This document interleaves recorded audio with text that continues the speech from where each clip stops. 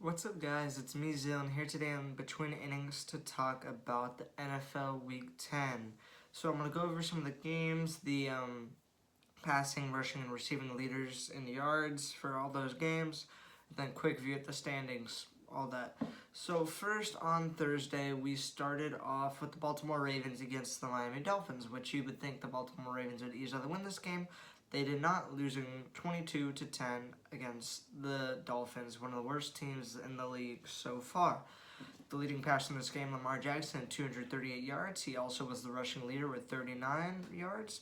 And the leading receiver was Albert Wilson with 87.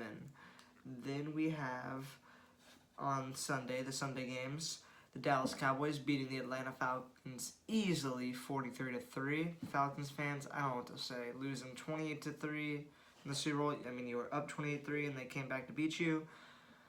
Atlanta fans can't get a break except for the World Series that the Braves just won.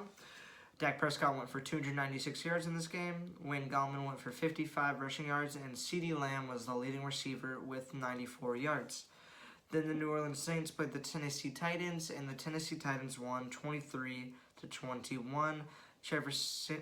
Simeon went for 288 passing yards. Mark Ingram went for 47, and Marcus Johnson went for 100 on receiving.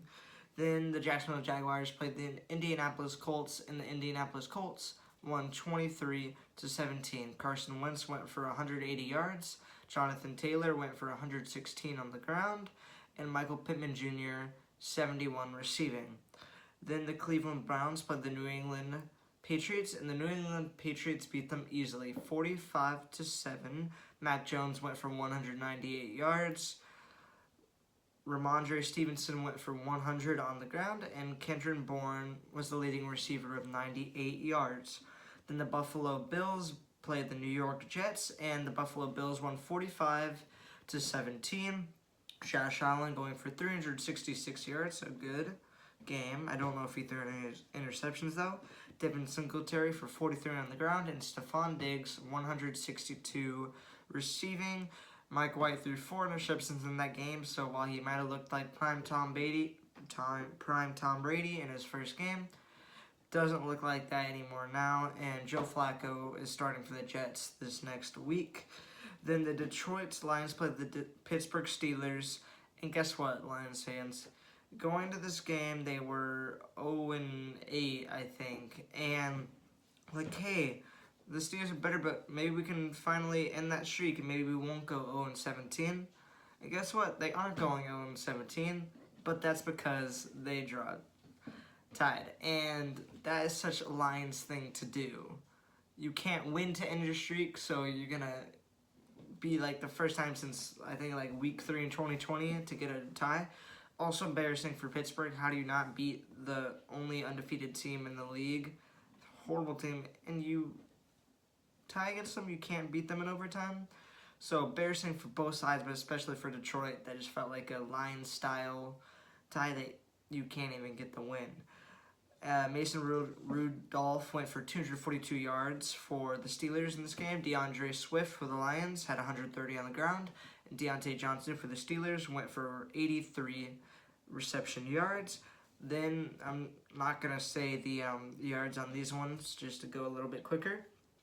The Tampa Bay Buccaneers lost to the Washington football team 29-19. Then the Carolina Panthers upsetted the Arizona Cardinals, beating them 34-10. This was Cam Newton's first time back with Carolina after being, I think, released by them in 2019. Yes, they kind of got lucky that Kyler Murray was out for this game, but still, I don't think that is an excuse for the Cardinals. Just because your quarterback is out, you can't. You have DeAndre Hopkins, you have a really good defense, you have a good running back core, good receiving core. You can't be losing to P.J. Walker and Cam Newton, and their only threat is Christian McCaffrey, who hasn't even been playing that good. So, good game for the Panthers. They're 5-5. Arizona gets their second loss of the season.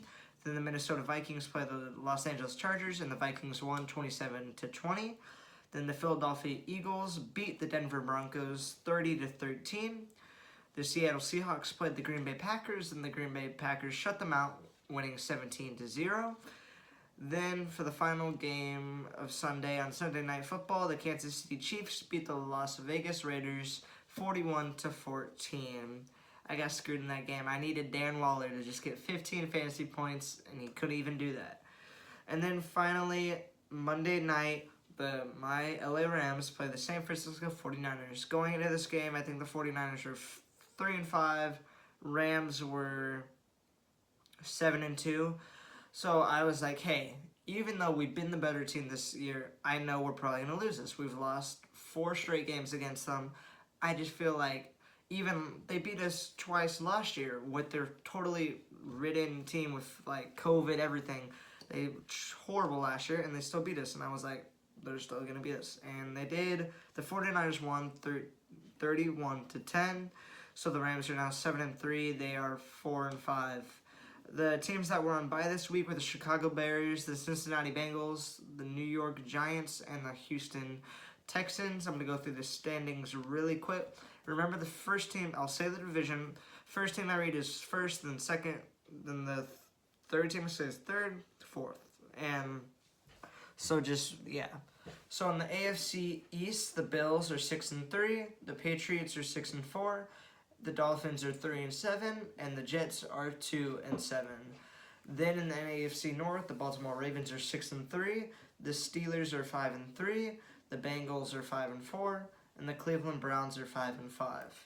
In the AFC South, the Tennessee Titans are 8-2, the Colts are 5-5, the Jaguars are 2-7, and the Texans are 1-8.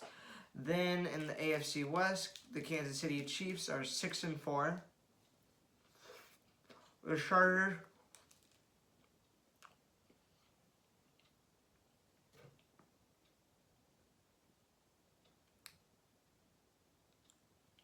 Chargers are 5-4, and so are the Raiders, who are in third, and the Denver Broncos at the bottom are 5-5. That rounds out the AFC, and then in the NFC East, the Dallas Cowboys are 7-2, obviously going to run away with this division. The Philadelphia Eagles are 4-6. The Washington Football Team is 3-6, and the Giants also 3-6. In the NFC North, the Green Bay Packers are 8-2. Vikings are 4-5. Bears are 3-6, and the Lions are 0-8-1. Then in the NFC South, the Tampa Bay Buccaneers are 6-3. The Saints are 5-4. The Panthers are 5-5. And the Falcons are 4-5. Finally, in the NFC West, the Arizona Cardinals are 8-2. The Rams are 7-3. The 49ers are 4-5.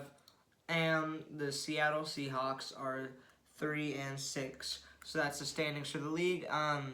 You should expect soon another team review. I'm trying to figure out the tier list. I just still don't know how I'm going to do it. And then I'm going to make another NBA video in a week. So I'm trying to let like a week pass before I make it and I do a standings review. And yeah, I'll try doing a team review. Besides that, I don't really know. I might try to start doing soccer videos. But that's it for today. Thanks for watching. Peace.